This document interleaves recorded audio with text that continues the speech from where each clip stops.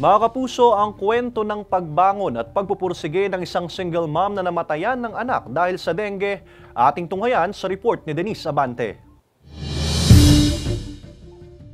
Sabi nga nila, walang hindi kakayanin ng isang ina para sa kanyang mga anak. Kahit pa mag-isa na lang siya, maitaguyod lang ang pamilya. Para sa 38 anyos na single mom na si Ken mula Batangas City, hindi raw sapat ang salitang sakit at pighati sa dinanas matapos mawala ang bunsong anak taong 2019 dahil sa dengue. Tripleng sakit pa raw dahil wala na rin siyang katuwang sa buhay kaya mag-isang sinikap makaahon sa sakit na pinagdaanan. Pinilit daw niyang bumangon para sa isa pang anak at ang pagkawala ng isang anak ginawang inspirasyon para makapagtayo ng sariling negosyo. Ipinangalan niya ito sa kanyang namayapang anak bilang alaala at ang naisipang negosyo makapagbibigay ganda sa iba. Kaya naman, kilay is life, ika nga nila.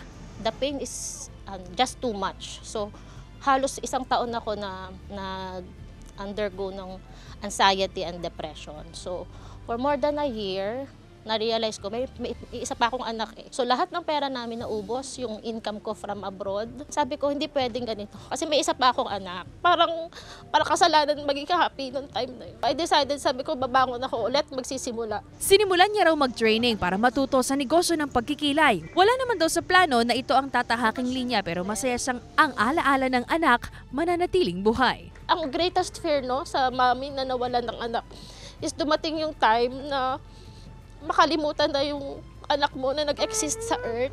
So sabi ko, hindi pwede na wala na nga siya physically, hindi pa siya maalala. So sabi ko, I need to make a name for my child.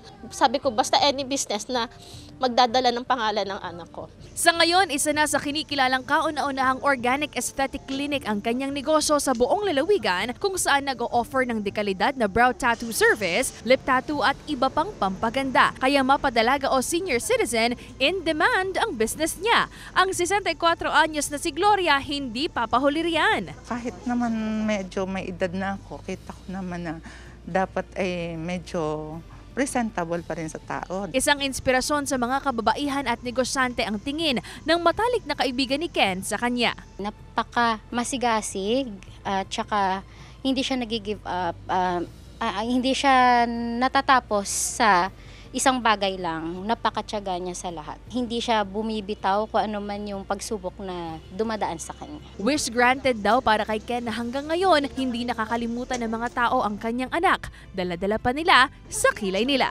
Kasama si J. Arman Hares, Denise Abante, Balitang Southern Tagalog.